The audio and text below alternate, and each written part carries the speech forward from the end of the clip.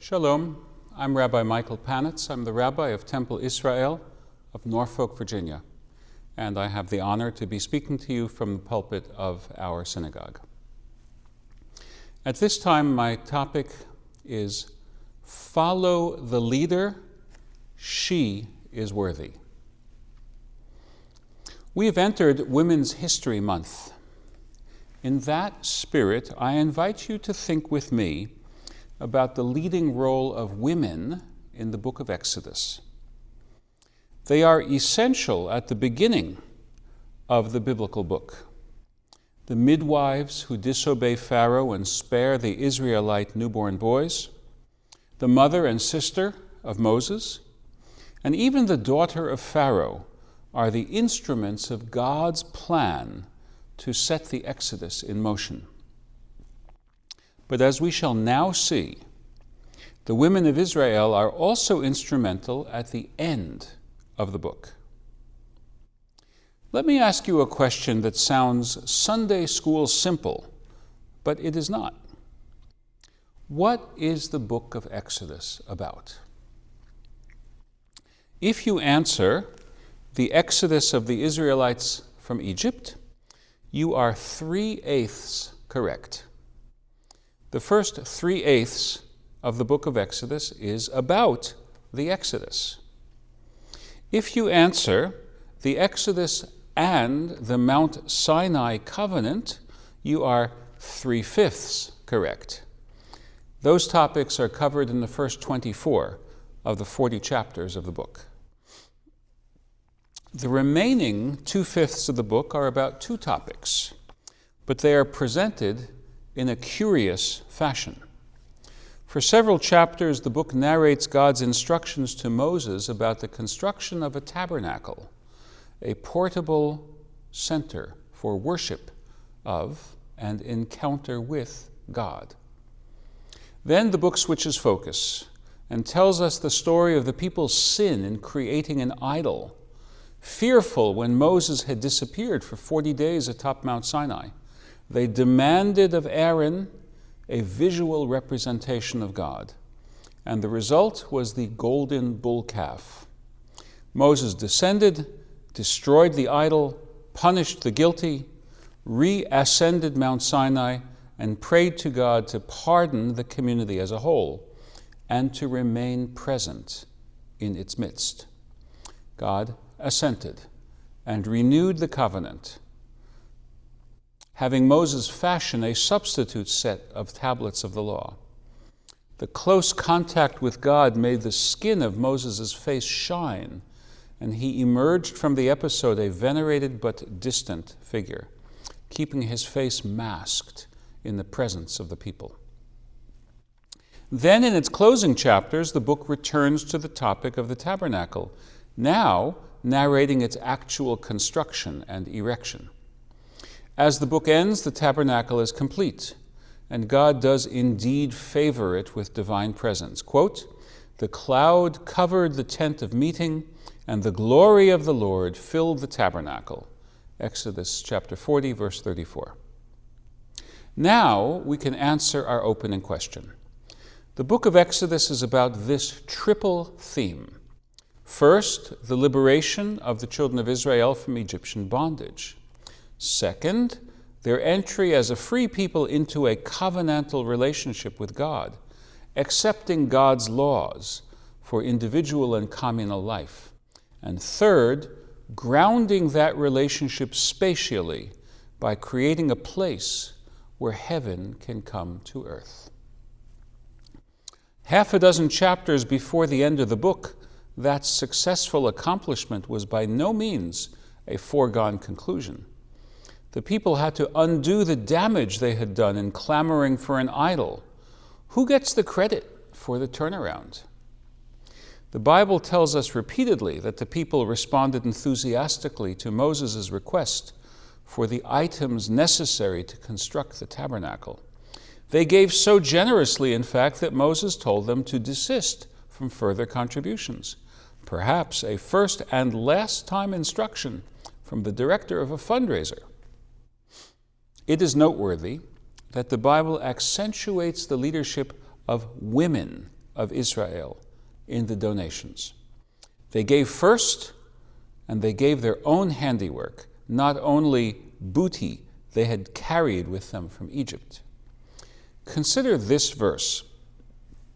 Every man whose heart moved him, and everyone whose spirit urged him came.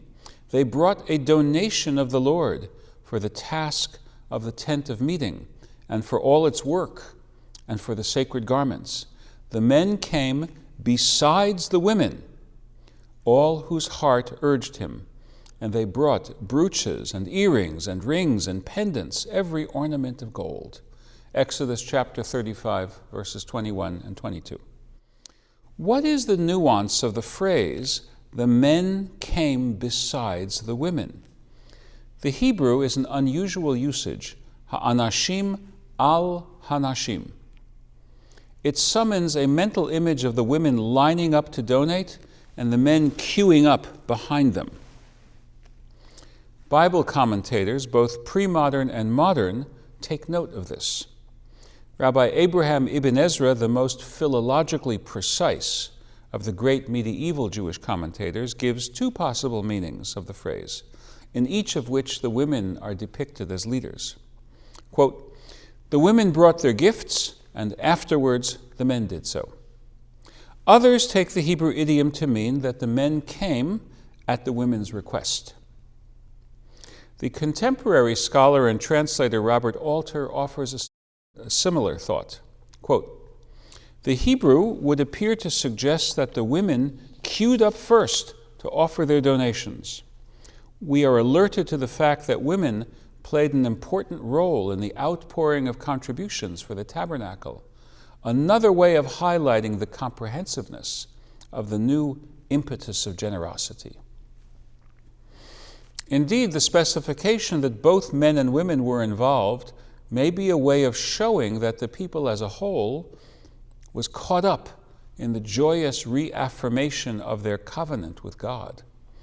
As the Bible later summarizes, every man and woman whose heart urged them to bring for all the tasks that the Lord had charged to do, the Israelites brought a free will gift to the Lord. Exodus chapter 35, verse 29. Still, it is not only a matter of comprehensiveness here. The Bible foregrounds the contribution of the women. Not only does it acknowledge their priority in giving, it also highlights their generosity of spirit. They personally spun the goat hair covering for the tabernacle, giving the fruit of their loom. Quote, every woman wise-hearted with her hands spun and brought the threadwork of indigo and purple and crimson and linen. All the women whose hearts moved them with wisdom spun the goat hair. Exodus chapter 35, verse 25. There was no criticism of giving some of the finery that the Egyptians heaped upon both men and women at the time of the Exodus, but we can acknowledge that creating the gift for the tabernacle indicates a commendable personal involvement in the grand project of making a place for God in the center of the community. The women also made a significant sacrifice of an item important in daily life. They parted with their bronze mirrors to give the metal necessary for the casting of the laver, one of the items needed for the rituals to be conducted at the tabernacle.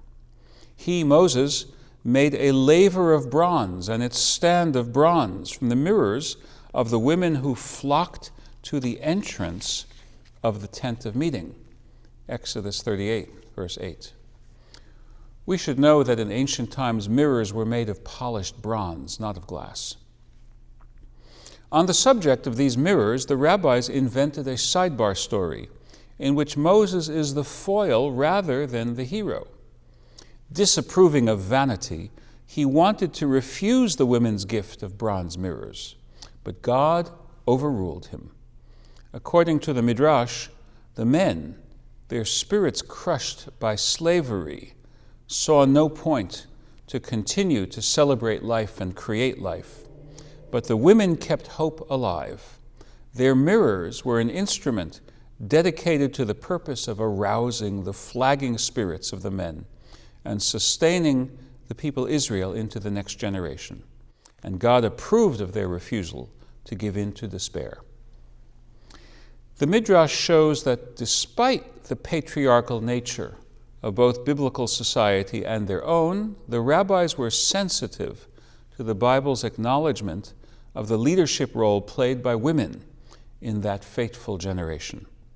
Characteristically, the rabbis invented a story to exemplify the character value they were highlighting. Our world today is less patriarchal than the Bronze Age and Iron Age societies of our biblical and rabbinic ancestors, but injustice endures.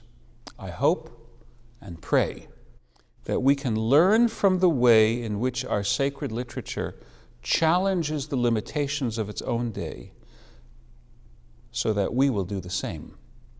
May the best in our past help us to work for a better future. Amen.